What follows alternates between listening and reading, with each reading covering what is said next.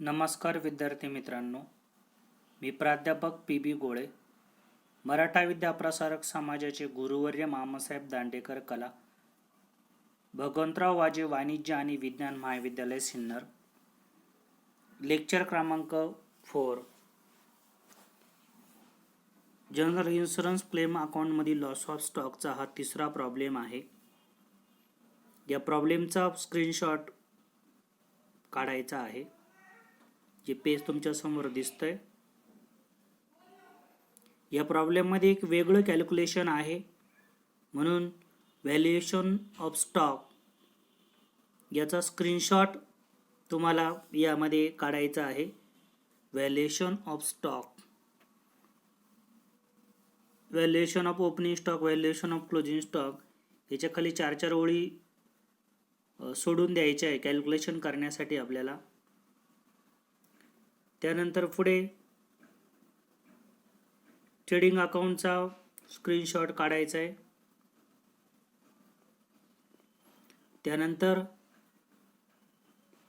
Calculation of gross profit रेटचा screenshot काढायचा आहे. त्यानंतर मेमोरेंडम ट्रेडिंग अकाउंट याचा स्क्रीनशॉट काढायचा आहे. नंतर calculation of actual claim to be lodge,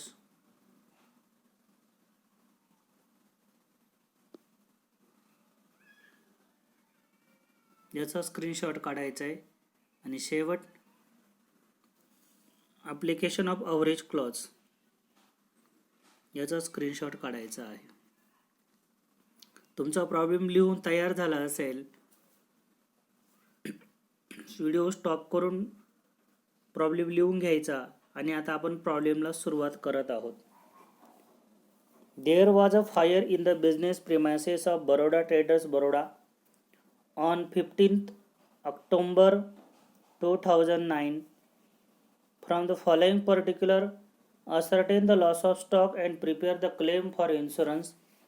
नंतर ट्रायल बॅलन्समध्ये स्टॉक परचेसेस सेल्स यांचे अमाऊंट दिलेले आहेत. The stock were always valued 90% of the cost.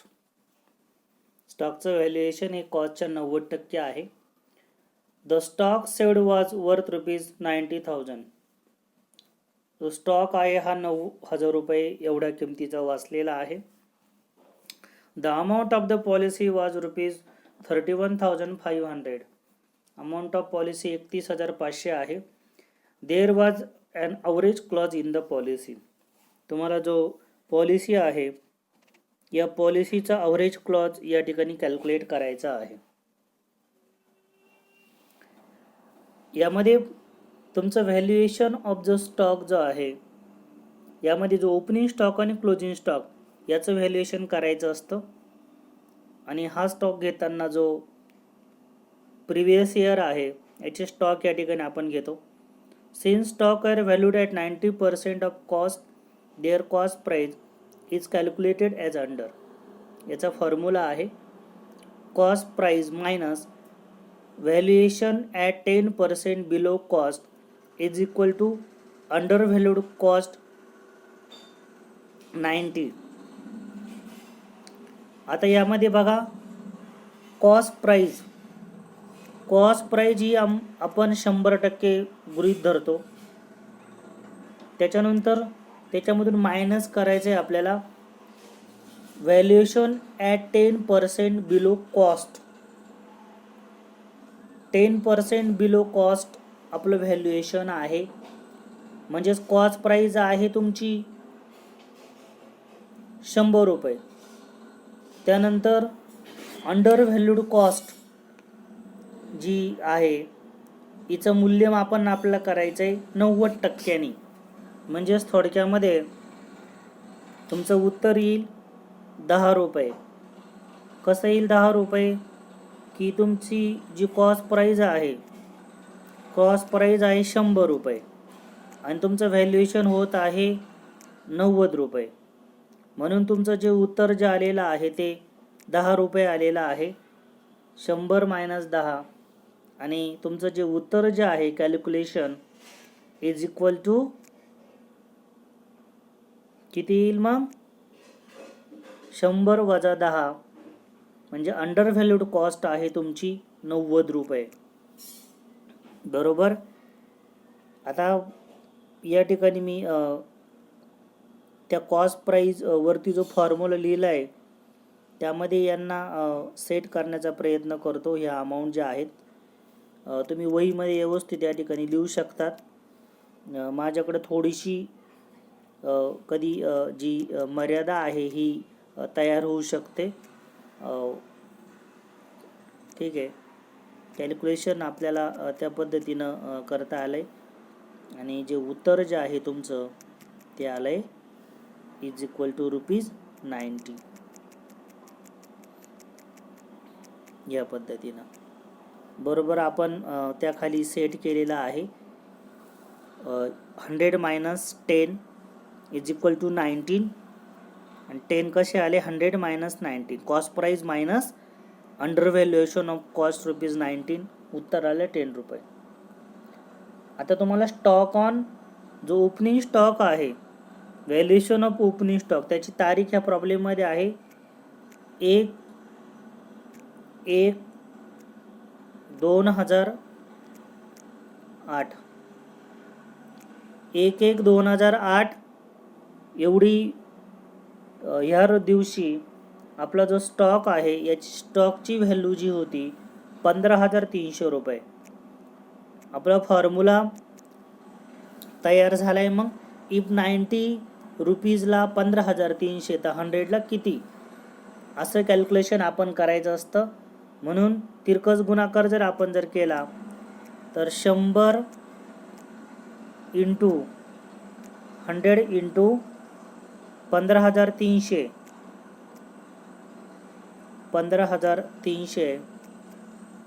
Divided by 90 divided by 90 is equal to, तुम्ही कॅल्क्युलेटर याचं कॅल्क्युलेशन केलं असेल तर उत्तर येईल आपलं 17,000 रुपये. त्यानंतर पुढे valuation of closing stock. Closing स्टॉकची व्हॅल्यू आहे 31/12/2008 31/12/2008 ती आहे आपली 15,000 रुपये.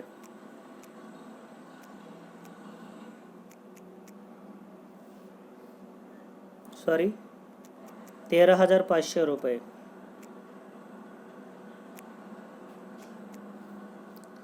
13,500 रुपये एवढी व्हॅल्यू या ठिकाणी आपली आहे.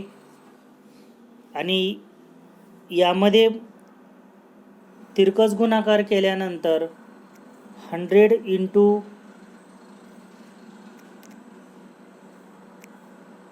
100 इंटू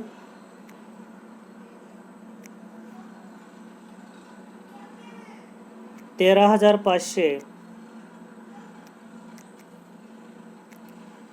डिवायडेड बाय 90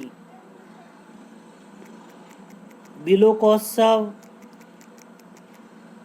अंडर व्हॅल्यूडचा जो कॉस्ट आहे किंवा बिलो कॉस्ट आहे याचा प्रॉब्लेम आल्यानंतर जो फॉर्म्युला जो आहे हा याच पद्धतीनं या ठिकाणी राहणार आहे.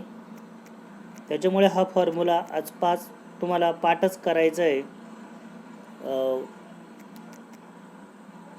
आणि याचं उत्तर जे आहे हे उत्तर येत आहे, तुम्ही कॅल्क्युलेशन केलं असेल 15,000 rupees.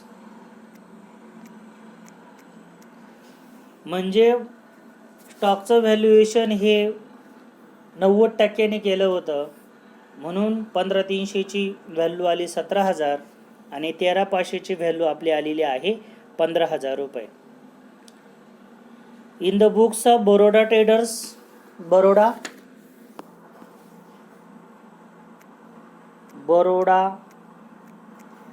Traders Baroda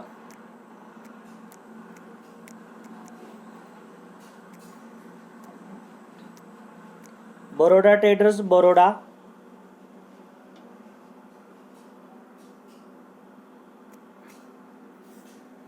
Baroda traders Baroda आणि ट्रेडिंग अकाउंटची इयर एंडेड जी आहे बघा, ओपनिंग स्टॉक 1/1/2008ला आहे आणि क्लोजिंग स्टॉक 31/12/2008ला आहे.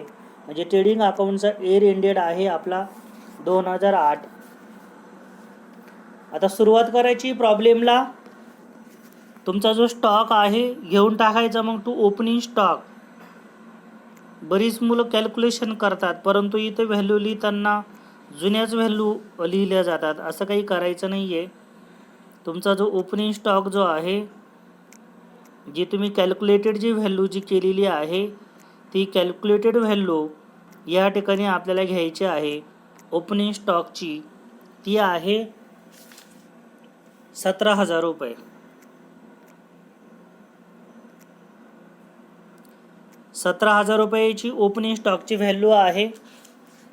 त्यानंतर पुढे परचेसेस दिलेले आहे, डेबिटलाच आपण ते घेतो आणि ते देखील लास्ट इयरचे आहेत.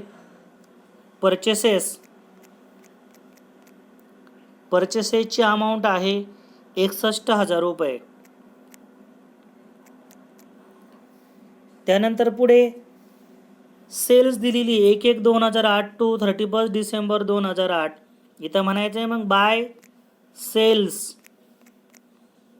सेलची अमाऊंट आहे 90,000 रुपये. त्यानंतर पुढे आपल्याला स्टॉक ऑन 31 डिसेंबर 2008 म्हटलं आहे, म्हणून याला म्हणायचं by closing stock. By closing stock. By closing stock याची व्हॅल्युएशन आपण केलेलं आहे प्रॉब्लेममध्ये. व्हॅल्युएशन ऑफ बिलो कॉस्टमध्ये 15,000 रुपये. आणि प्रॉब्लेम क्लोज करायचा आहे. याची क्रेडिट साईड हवी असते. क्लोजिंग स्टॉकची व्हॅल्यू घेतल्यानंतर ट्रेडिंग अकाउंटची क्रेडिट साईड हवी असते, ती आपण या ठिकाणी घेतलेली आहे. त्यानंतर जो तुमचा जो ग्रॉस प्रॉफिट आहे, तो ग्रॉस प्रॉफिट तुम्हाला या ठिकाणी कॅल्क्युलेट करायचा आहे. To gross profit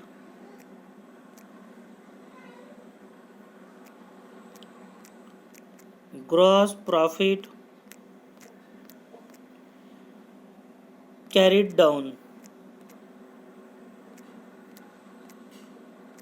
gross profit carried down. जे उत्तर जे आहे हे बॅलन्सिंग फिगर आहे, त्यामुळे कंसामध्ये बी लिहायला विसरायचं नाही आहे. Balancing figure. Okay. Balancing figure आपली येते 27,000 रुपये.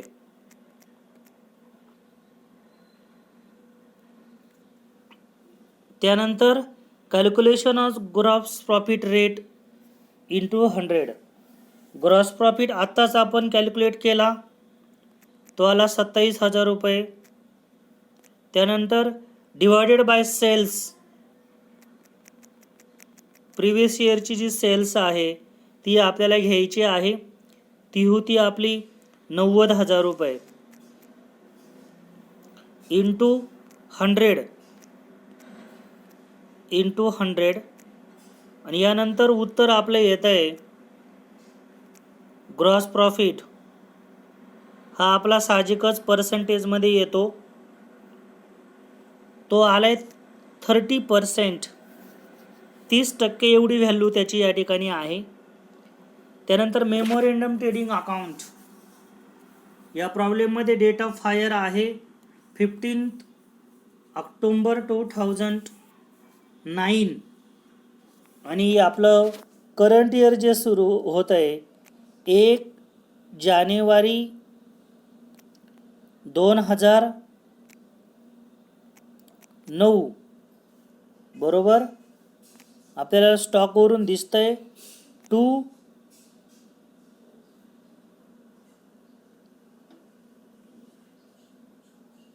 1 जानेवारी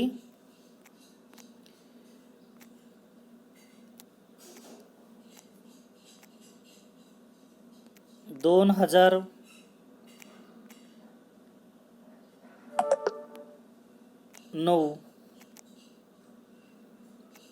टू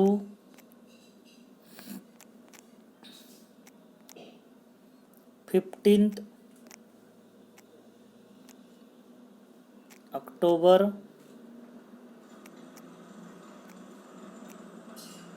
2009 हा आपला आहे मेमोरंडम ट्रेडिंग अकाउंटचा पिरियड. 1 जानेवारी 2009 टू 15 जानेवारी 2009. मागच्या वर्षीचा जो क्लोजिंग स्टॉक आहे तो या वर्षी ओपनिंग स्टॉक होईल. या वर्षी तो ओपनिंग स्टॉक आपल्याला झालेला दिसून येईल. ओपनिंग स्टॉक मागच्या वर्षीचा क्लोजिंग स्टॉक होता 15,000. या वर्षी तो ओपनिंग झाला 15,000 रुपये.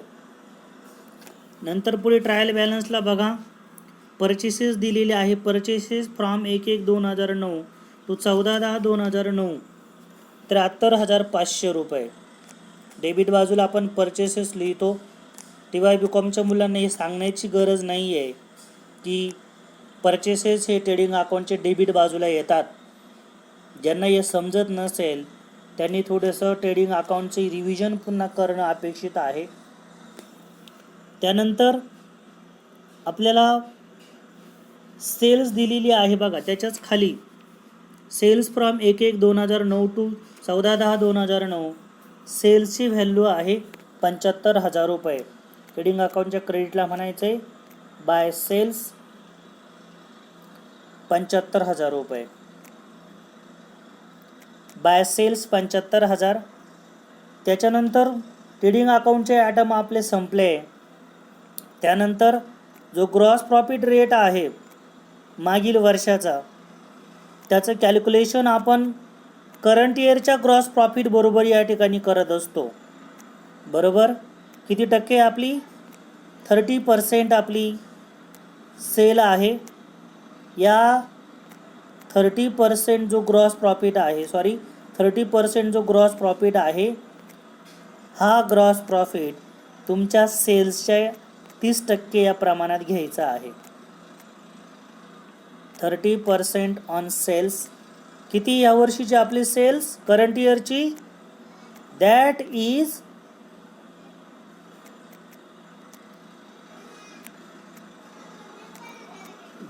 Is rupees 75,000.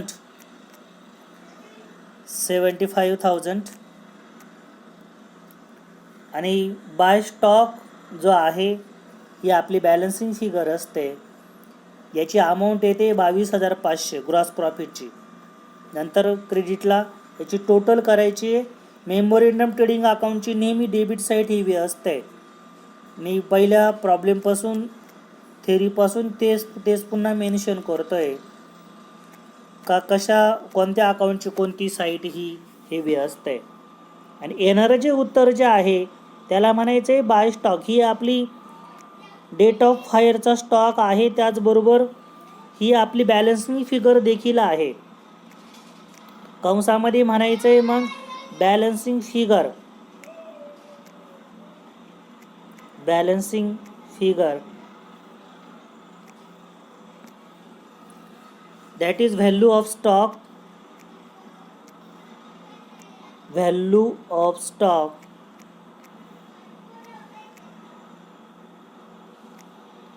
value of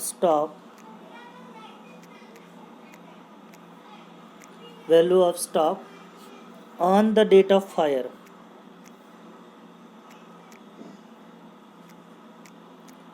On the date of hire.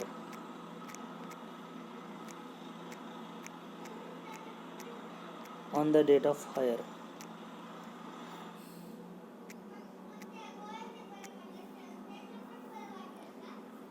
Balancing figure येते आपली 36,000 रुपये. त्यानंतर पुढे आपल्याला calculation of actual amount of claim to be loss, statement showing claim for loss of stock as on, value of stock date of hire आत्ताच आपण calculate केली 36,000 रुपये. त्यानंतर लेस स्टॉक सॉल्वेज हा प्रॉब्लेममध्ये सुरुवातीलाच दिलेला आहे बघा. स्टॉक जो आहे हा किती सॉल्वेज झालेला आहे. ट्रायल बॅलन्समध्ये शेवटच्या पॅरेग्राफमध्ये आहे बघा तो 9,000 रुपये. आणि त्याच्यानंतर येणारं जे उत्तर जे आहे value of stock destroyed by fire 36,000 वजा 9,000, उत्तर आलं आहे आपलं 27,000 रुपये.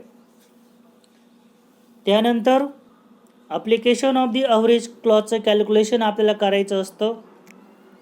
व्हॅल्यू ऑफ इन्शुरन्स पॉलिसी या प्रॉब्लेममध्ये लास्ट पॅरेग्राफमध्ये व्हॅल्यू ऑफ इन्शुरन्स पॉलिसी दिलेली आहे 31,500.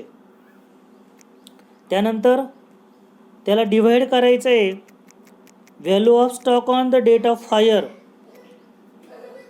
स्टॉकची जी डेट ऑफ फायरची जी व्हॅल्यू जी आहे ती आहे 36,000 रुपये.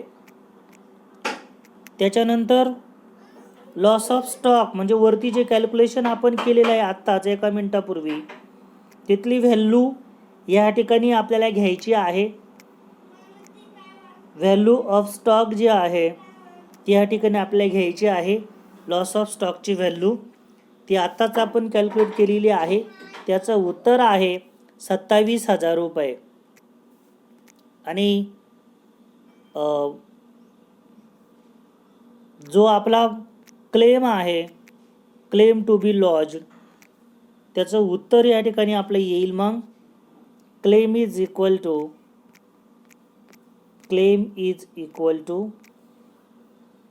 23,625. 23,625 या पद्धतीनं हा प्रॉब्लेम आपण कॅल्क्युलेट केलेला आहे. असे सुद्धा प्रॉब्लेम एक्झाममध्ये विचारले जातात.